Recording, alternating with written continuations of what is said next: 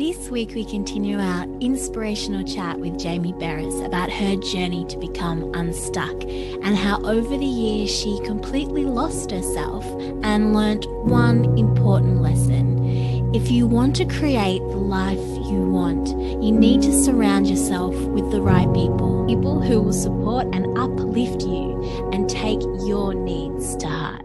What would you say in that process of healing and moving on was your biggest struggle?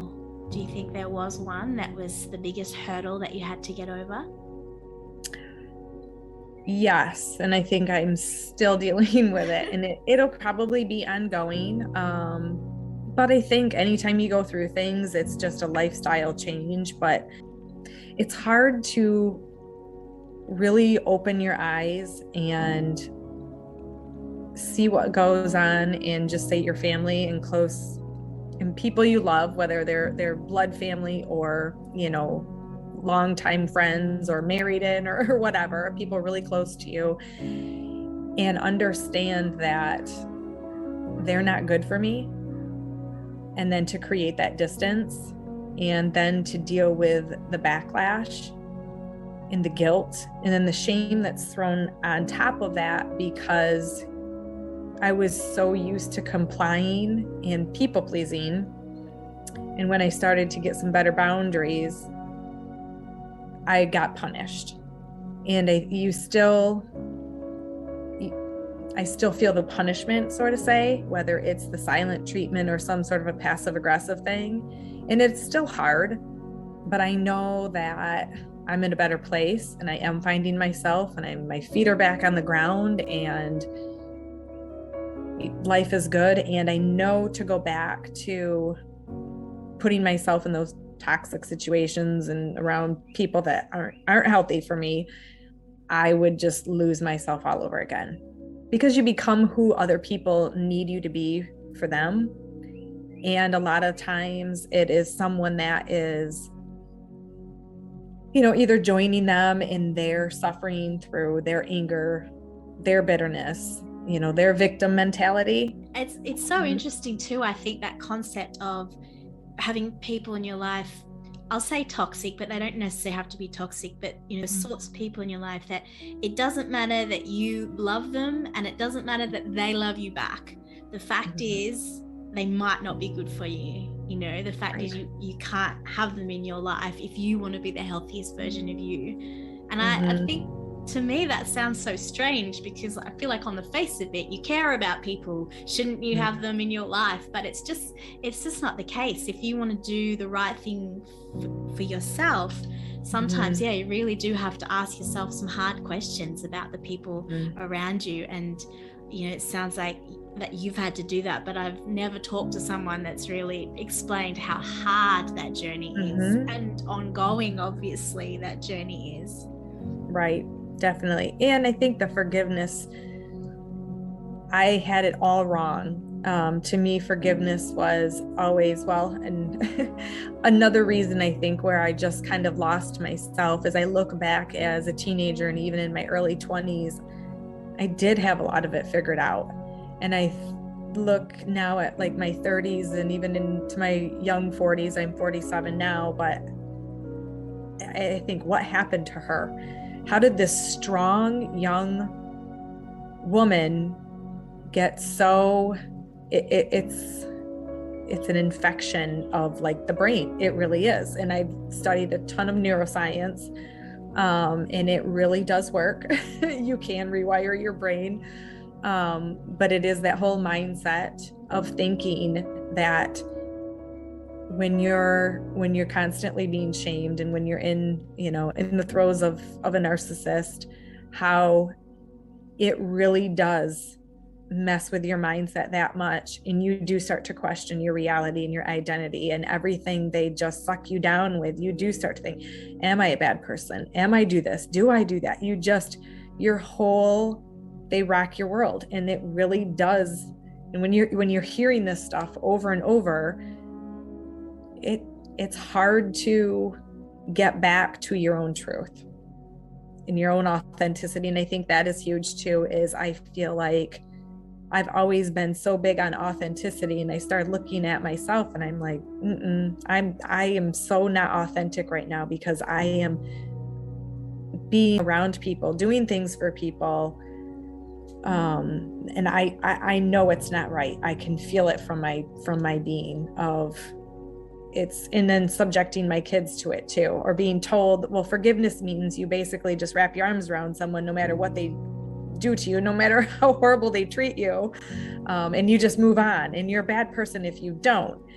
And I started realizing the people that were telling me this were doing it for their own good, and that is not what forgiveness is. It is unhooking yourself from that and moving on and letting go, and how the other way of thinking is just another manipulative way to have control over someone, and realizing that, yes, I was a victim, but I have a choice whether I choose to continue to be victimized. That is on me. And so that's been a big light bulb moment of, I choose whether I'm victimized or not, and I choose not to be anymore. So it's an ongoing process of, it's hard. It is hard. I don't want to say, oh, I'm constantly struggling, but I don't think it's something that you can just, I'm fixed. It's a process. Mm-hmm. I was just wondering, if you look back at your story and you look back, were there some obvious warning signs along the years that things weren't well? Besides, it sounds like at the end, things sort of exploded. Mm-hmm. But earlier on, when you were feeling stuck and didn't really know it, were there things that you didn't realize there were warning signs at the time, but now you can see that was that unalignment and that loss of identity that was causing issues? Yes, I think there was a time when I realized it was just this like poof in my head. I thought, I am ashamed of my existence. I've studied a lot about narcissism, and I realized how present it was in my family and how it gets handed down, and just even a couple of people in my life, of how I became that person where I felt like it was my duty to try to rescue or fix those people. And now I see that it's impossible, for one, and it really depletes you and tears you down, and you really do lose your identity and who you are. And I think just over the years, just going from a confident, person who really liked me, and became this person that was just ashamed of what I did or didn't do, ashamed of what I did or didn't look like. I just felt like I was beginning to tiptoe around so many people, and I realized I was trying to be accepted and approved by people that don't even accept and approve themselves. And they would never approve and accept me and love me for truly who I was, because of that's just how they are. They're broken. It's their pain. But it really did suck me down. And so I think that, and I really started to see how, by allowing these people to control me, I couldn't leave it. I was bringing it home, and I totally changed. I felt powerless. And I think I see this in other people that are in relationships with narcissists, where they feel powerless and helpless and defeated. And it just, not only when you stick around, you enable the narcissist to mistreat you, but you do mistreat other people. And I could, all of a sudden, my eyes were open to how it was affecting me. And what happened is it bottled up so much that I just started projecting it all over. And that's when I knew I had to get it together inside of me, because the people that I saw mistreating other people, myself included, I saw how I was beginning to lash out at my kids, and you end up mistreating other people because you're hurting too. And I think that was my big turning point of, this isn't even who I am. I can't even believe I'm reacting this way. When did I turn into a yeller? When did I, act so emotionally immature and have these outbursts? I've always been this positive, empowering, uplifting person. And all of a sudden it's like I was irritable, just angry and bitter and resentful. And I hated it. Like, yeah, because I was just not me. And that was the thing. I'm like, she's gone. Where is she? And I need to find me again. And I think, and that's my whole coaching premises too, is revolved on that, is just developing the relationship with yourself. Because once you have that loving relationship with yourself, it overflows into every area of life. And I think that's really important when people are struggling to find the motivation to change, especially because they have family and responsibilities, etc. That you've hit the nail exactly on the head. It's when you change yourself and you sort yourself out, it benefits the people around you and the people that you love. So if you can't find the motivation to make yourself better, the fact is, do it for the people you love. Yes. Yeah. 100%. Wondering if you could go back and talk to your younger self and give her one key piece of advice, what do you reckon that advice would be?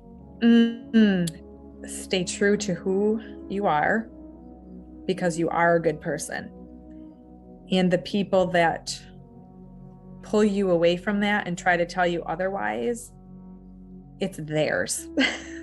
And I think I can remember, another aha moment of going for a walk with a friend a couple years ago and just spilling my guts, crying. And she's just like, it's theirs. It's theirs.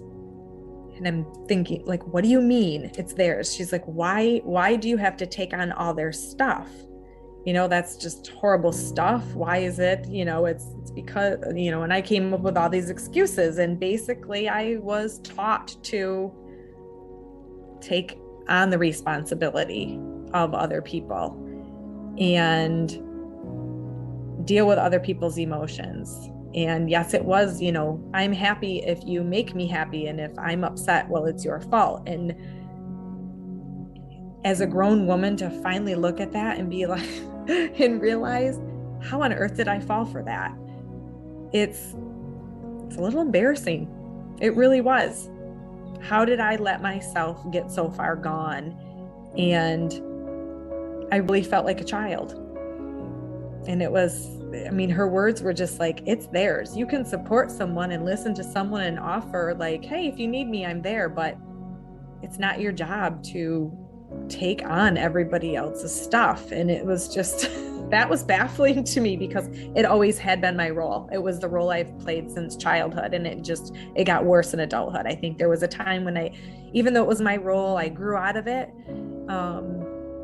And somehow I went back. Jamie has shown us this week that the challenge to surround yourself by the right people is tough, but the cost of not doing it is too high for your personal identity and for the life that you want to live.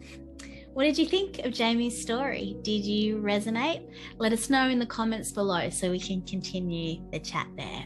Also, if you haven't seen Jamie's first part of her interview, check it out here. And don't forget to check out these other inspirational chats too if you're interested. Until next time.